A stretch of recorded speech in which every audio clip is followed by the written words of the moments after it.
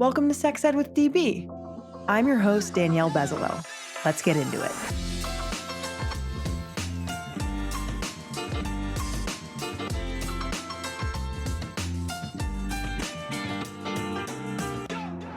Welcome back to the podcast.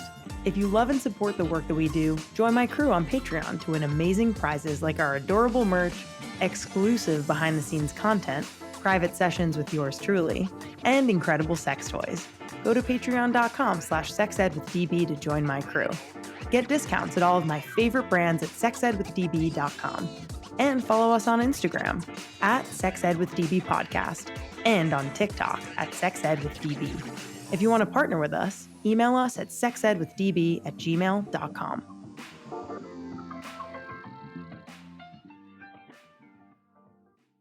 Hello, my friends. Happy Friday once again.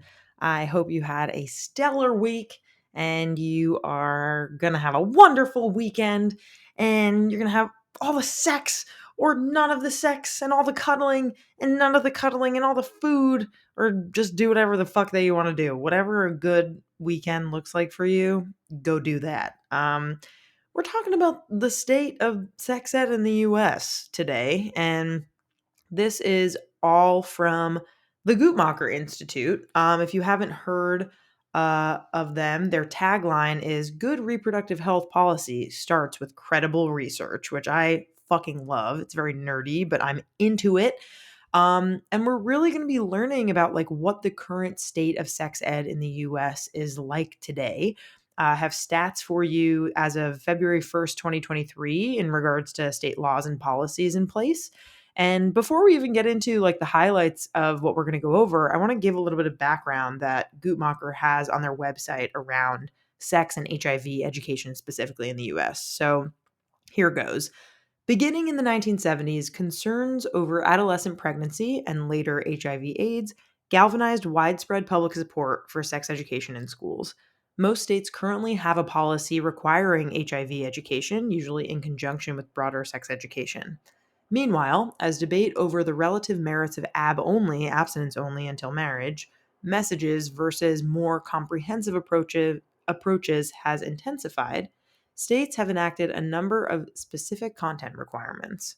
I feel like I need to read that sentence again. Let's learn again. Meanwhile, as debate over the relative merits of abstinence only until marriage messages versus more comprehensive approaches has intensified. Okay, makes sense. States have enacted a number of specific content requirements. All right, we're on the same page now. Okay, we're good. Growing acknowledgement of young people's sexuality has popularized instruction on life skills, with most states now requiring instruction on healthy relationships and the prevention of sexual violence. So that's their little background. I just think it's really important to know, like, what is going on currently in certain states in the US. If you want to learn specifically about your state that you're living in, wherever you're tuning in from, if you just go to the Google machine and type in Guttmacher sex ed statistics, you'll find this page that I'm at. And you'll find basically the policy and state laws page that I'm going to be reading from, and you'll be able to see specific states and what they require. So let's talk about the highlights here for general requirements for sex education and HIV education and where we're currently at. So 38 states and DC mandate sex education and or HIV education. Only, however, 25 states and DC mandate both. So that's only half of the states that require both sex ed and HIV education. 30 states and DC mandate that when provided, sex and HIV education programs meet certain requirements. This is where we have some issues, or I'll just speak for my fucking self. This is where I have some issues. So only 17 out of 50 states require sex ed program content to be medically accurate. I'm sorry, what? If you haven't heard that stat before, let me read it again.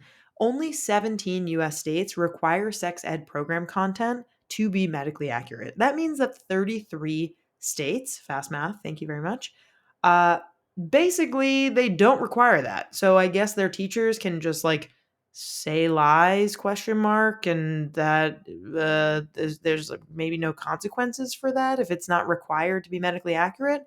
I don't know. I don't like that fact. Another fact that I don't really like is only 26 states and DC require the instruction to be appropriate for the student's age. All sex ed should be age appropriate. It should be that students are able to learn what they're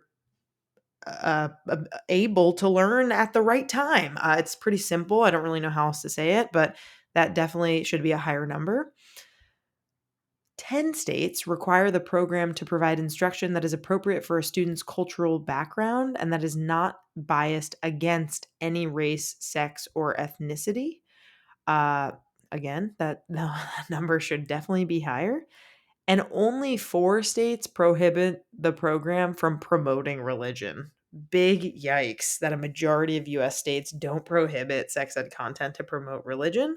Sex ed should be medically accurate and science based, and religion has nothing to do with that. So, don't really understand what's up with that. Obviously, religion should be a topic that should be discussed in the context of sex ed, but we shouldn't be promoting religious practices while teaching it. Those are two different things. Um, let's talk about how parents are involved here. So, 40 states and DC require school districts to involve parents, which I'm all for. I think it's a team effort. It's not just schools. It needs to be schools and parents and the media and books and porn and everyone kind of doing their part to make sure that young people are being taught good quality sex ed. 25 states and DC require parental notification that sex ed or HIV education will be provided. 6 states require parental consent for students to participate in sex education or HIV education, and 35 states and DC allow parents the option to remove their child from instruction. So that should be available. Like, I don't know. I kind of have like mixed feelings about this. I think that it really should be like an opt out program more often than it should be an opt in program, because if students are automatically enrolled and parents have the option to take them out, that is more work required than having parents sign up for their kids to opt in for sex ed. But I don't know, are parents like opting out for their kids to learn math? Are they opting out for their kids to learn science? It's just like, it's so politicized, and I just think it's bullshit if you can't tell. Let's talk about are you still with me? Is this I hope it's not boring. I'm very interested in this. I hope you are too. Let's go through a couple of the content requirements, some highlights here. Take a guess. Maybe let's make it a game. Fun, Danielle. How many states require information on contraception? The answer is 20. So that means that 30 states are not required to be teaching about contraception. How many states do you think require info on abstinence? I'll give you a hint. It's higher than 20. It's 39, okay? And abstinence is one option and should be discussed. However, 29 of those 39 states require that abstinence be stressed.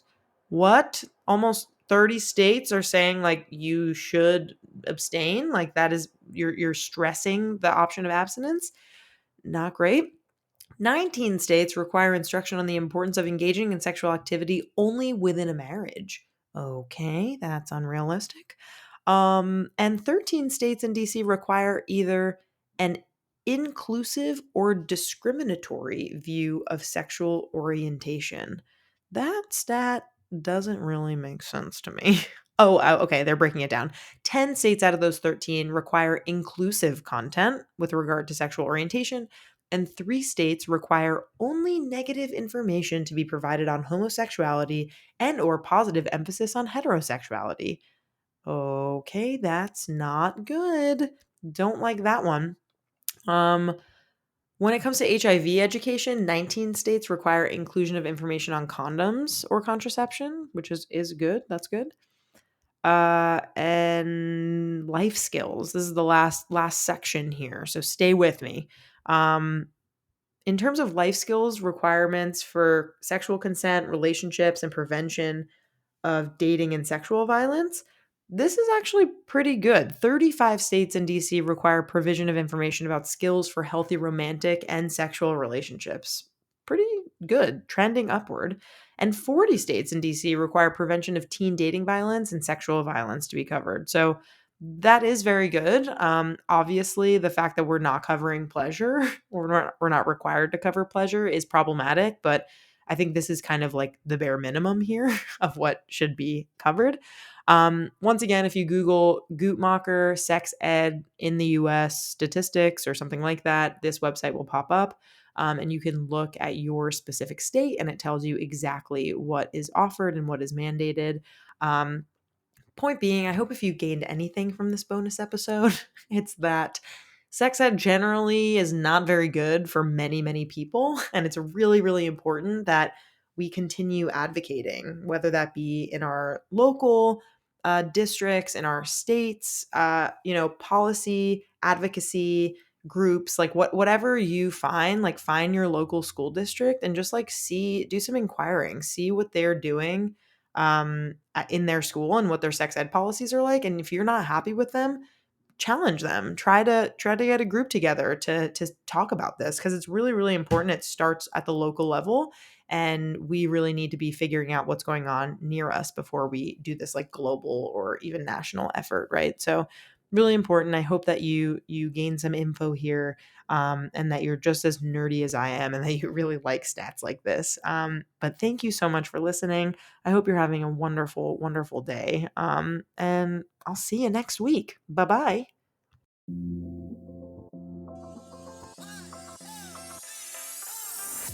Our creator, host, and executive producer is me, Danielle Bezalel, aka DB. Our co-producer and communications lead is Cathren Cohen. Our social media intern is Sarah Kelly. Our music theme is by Hook Sounds. Thank you so much to our featured guests, partners, and our listeners. Want to advertise with us? Email us at sexedwithdb@gmail.com. For more sex ed content, follow us on IG at sexedwithdbpodcast and on TikTok at sexedwithdb. See you next time.